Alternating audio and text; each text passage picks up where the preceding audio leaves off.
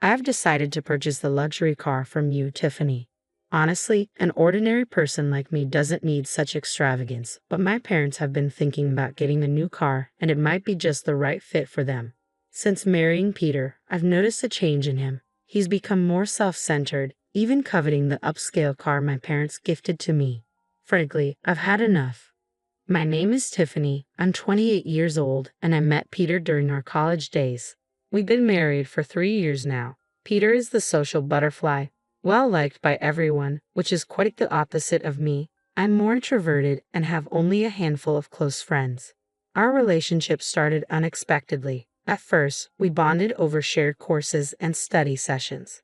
His interest in me caught me off guard, but when he asked me out, I was so overjoyed that I didn't hesitate to say yes. That was the beginning of our relationship.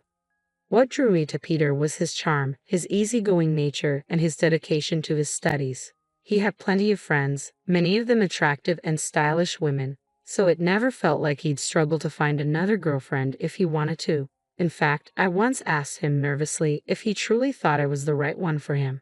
His reaction was puzzling. He seemed surprised and asked why I'd even asked something like that. I confessed that I often felt insecure and just wanted to understand what made him choose me. After a moment of thought, he simply said that he felt comfortable with me. It wasn't the heartfelt response I had hoped for, and before I could say more, he grew distant, distracted by his phone. Not wanting to start an argument, I dropped the subject and apologized for bringing it up. But the doubts lingered. As time went on, our relationship moved forward smoothly. On the surface, at least. We graduated, got married, and settled into a condo. I found a stable job at a company while Peter continued his graduate studies and part-time work. When I told my mom about our engagement, she was thrilled, though she admitted she and my dad were beginning to worry about when I'd finally introduce a boyfriend. I felt a little guilty for not telling them about Peter sooner, but my mom, understanding my independent nature, was simply happy knowing I had someone in my life who cared about me. My parents have always been my role models. They met in college, just like Peter and me, and have maintained a deep love and respect for each other throughout the years. My dad worked his way up the corporate ladder, while my mom pursued her passion for cooking, eventually teaching culinary classes. They always respected each other's independence and supported each other's dreams, and I hope to create a marriage like theirs. Despite growing up in a well-off family, I've always valued independence. That's why I didn't pursue graduate school like Peter. I wanted to stand on my own and build my own life. My dream has always been simple, to have a family like the one I grew up in, with a strong marriage and perhaps children someday. It may sound straightforward, but for someone like me, it's a significant goal. After Peter and I moved in together, things started to change. Peter was still in graduate school and working part-time, but he didn't contribute much financially. When I gently brought it up, suggesting it would help if he used more of his income for our expenses, he brushed it off, saying, "I do contribute, you know. Didn't you say you'd take care of the living expenses when we moved in together, Tiffany?" His words made me uneasy. Peter had always dreamed of becoming a professor, and that's why he was so focused on his graduate studies. But while he chased his ambitions, I was left feeling like I was carrying most of the financial burden alone. I had reassured Peter not to worry about finances, given my stable job, but when he shot back at me, I could only mumble a weak agreement, unsure of how to respond. Peter let out a heavy sigh. "You wouldn't understand, Tiffany. Being a graduate student is expensive." He paused before adding, "Besides, socializing is part of it too." Then, as if it were an afterthought, he said, "Oh, and I need $1,000 for a research trip. Can you lend it to me? I'll pay you back later." Requests like these became more frequent, and the strain on our relationship grew. He started spending more nights away, leaving me alone with cold, untouched meals and unanswered phone calls. When he finally returned, often in good spirits, I found myself too forgiving. Out of the blue, he'd suggest, "Hey Tiffany, remember you wanted to go somewhere? I have tomorrow off. Let's go." Or he'd compliment my cooking, making me feel momentarily appreciated. Every time Peter showed kindness, I caught glimpses of the happy marriage I longed for. It made me hesitate to confront the deeper issues, even though, deep down, I knew something was wrong. I felt increasingly lonely and anxious, trapped in a cycle of brief moments of joy followed by prolonged periods of solitude. I found myself unable to share these struggles with anyone, especially my parents, who were genuinely thrilled about our marriage. Even so, they must have sensed that something was off. I hadn't visited them in a while, and when I finally did, my dad suggested I stay for dinner. My mom prepared an elaborate meal to welcome me, and during the meal, my dad mentioned that Aunt Lori had recently visited.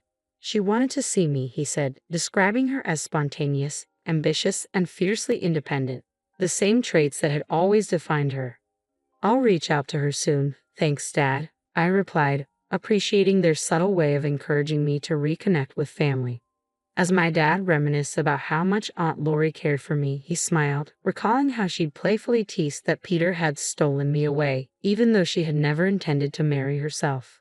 Before I met Peter, Lori had been more of a confidant than an aunt. I could talk to her about things I couldn't discuss with my parents. She understood me on a deeper level and had always been there to support me, especially in the beginning. I had always been too timid to discuss my relationship with Peter, especially with Lori. But now I felt eager to reconnect. A few days after visiting my parents, I met Lori at a cafe. She was as stylish as ever. As she looked over my outfit, she offered gentle advice. You know, Tiffany, marriage is just the beginning of a lifelong journey for a woman. You should always feel confident and attractive, no matter what. Your clothes can make a big difference, so don't forget to take care of yourself. With a graceful smile, she took a sip of her tea. Realizing how much I had neglected my own interests, I apologized for not keeping in touch. Lori chuckled and said, "That's so typical of you, Tiffany. It's good to be honest and serious, but being too timid often comes from a lack of experience." Still, I was thrilled when I heard you found someone special. I thought, finally, Tiffany is taking a step forward. It had been ages since I spent time with someone on a day off, and the weather was perfect, making our outing even more refreshing. We settled on the terrace, basking in the warm sunlight. In that tranquil moment, I felt comfortable enough to share my concerns with Lori. At first, I had believed that even someone as reserved as I could make a relationship work with Peter. But lately, doubts had been creeping in. Lori listened attentively, nodding empathetically without interrupting. When I finished, she asked softly, "I suppose you haven't mentioned any of this to your parents, have you, Tiffany?" "No," I admitted. "I even hesitated to tell you today. I didn't want to reveal my vulnerabilities to anyone. I thought I should be able to handle this on my own to prove that I can be truly independent. If Mom and Dad found out, they'd probably want me to move back home right away. I want to try and handle this by myself as much as I can." Lori respected my decision, not pushing the matter further. But she gently assured me, "If you ever need help, let me know first. If my dear Tiffany asks, I'll be there for you, no matter where I am." A month later, my mom called me casually. "When you have time, could you come over? It's nothing urgent." Since I had the next day off, I decided to visit my parents. As I pulled up to my parents' house, I noticed a new car parked in the driveway. Excitement bubbled up inside me. "Dad, is this car new? Did you just get it? Can I take it for a spin?" I joked, my enthusiasm evident as I admired the sleek vehicle. "Don't worry about that," Dad said, smiling warmly. "This car is for you, Tiffany. Use it however you like. It'll come in handy." Mom added softly, "We saw this car in a TV commercial and remembered you said you liked it. So, it's our gift to you. You've been having a tough time lately, and we wanted to cheer you up. If things get rough, just drive this and come home anytime." The SUV, from a renowned international brand, was a thoughtful gesture that filled me with a deep sense of support and freedom. Dad had even arranged a parking spot near my condo for the new SUV. Overwhelmed, I laughed in disbelief, struggling to comprehend the generosity of their gift. Later, as I drove downtown, I reached into my pocket, retrieved the car key, and pressed the button. The SUV's lights flashed brightly around me. It was then that I heard a familiar voice from behind. "What's with the new car?" Peter asked. I turned to see my husband, who hadn't been home for what felt like an eternity. His presence left me momentarily speechless. He looked at the car with a smug grin. "Ah, I see. A gift from your parents?" Every time I faced Peter, I struggled to find my voice, but I was tired of feeling diminished. "Peter, don't you care anymore? Do you even care about me?" I managed to ask, summoning my courage. Peter's response was a bombshell. "Are you just realizing this now?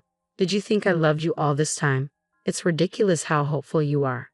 His mocking laughter echoed in my ears. Something inside me snapped. "Then why did you marry me?" I retorted louder than usual. Peter's cold reply was shocking. "Wow, you're going to be that blunt about it. So marrying me was just a means to an end for you, huh? And now you want the car too. It's wasted on you. I couldn't believe the harshness of his words. Peter remained unfazed by the pain he caused. With chilling indifference, he added, "You know, we're getting a divorce. Without me, you'll never find another man. Think about it." With those cruel words, Peter left without a second glance, leaving me feeling both angry and heartbroken. My head pounded with a headache as I sat in the driver's seat, trying to calm myself. Eventually, I reached out to Aunt Lori for advice after a few days of reflecting on the situation. I agreed to the divorce and moved back in with my parents. They welcomed me with open arms, and for a while, life felt peaceful again. However, that peace was short-lived. One afternoon, Peter showed up at my parents' house, accompanied by his parents. They all settled into the living room, and Peter's father spoke in a stern tone. "We're here to discuss our son's divorce," he began. As the conversation about the divorce unfolded, I took a firm stand. "If you don't agree to the divorce," I warned Peter, "I'll use my parents' connections at the university to jeopardize your future. It wouldn't be hard to damage the career of a junior registrar if their daughter files a complaint." Peter, who genuinely cared for me, was taken aback by my approach. He felt my tactics were aggressive and intimidating, as if I was trying to force his hand. His father argued vehemently. "We could easily contest the divorce," he said. "Tiffany, beneath her simple appearance, is manipulative and greedy. Poor Peter. I heard she even paid him to stay away. She must have entertained other men. We should take this to family court and claim Peter was coerced into this divorce. But if Tiffany were to make a genuine apology, maybe things could be different. For instance, if she gave up the car she's been driving, it might help smooth things over." Peter and his parents listened silently, absorbing his father's protests. Just then, the doorbell rang, and my mom answered it. Aunt Lori walked in, appearing behind her. "Sorry I'm late," Lori said, joining the discussion. "How's it going?" Peter's family, who had met Lori only once at my wedding, was taken aback. "What are you doing here?" Peter's mother objected. "It's rude to barge in like this. We're in the middle of something." Lori remained unfazed. "You've heard about Peter's divorce, haven't you? How would an outsider like you know about this?" Peter's mother challenged. Lori continued, "I was informed by my brother earlier. I couldn't miss such an important moment for my dear niece." Peter's mother retorted, "You're probably here to stop the divorce or for money. Are you still going to make accusations after seeing this?" Without missing a beat, Lori pulled out a stack of documents from her bag and laid them out on the table for everyone to see. "I hired a private detective to look into this," she revealed. "It turns out Peter has been cheating on Tiffany with multiple women. He hardly came home because of it, taking advantage of Tiffany's kindness and even asking her for money." The revelation left everyone in stunned silence, and the tone of the meeting shifted dramatically as everyone processed the gravity of Lori's findings.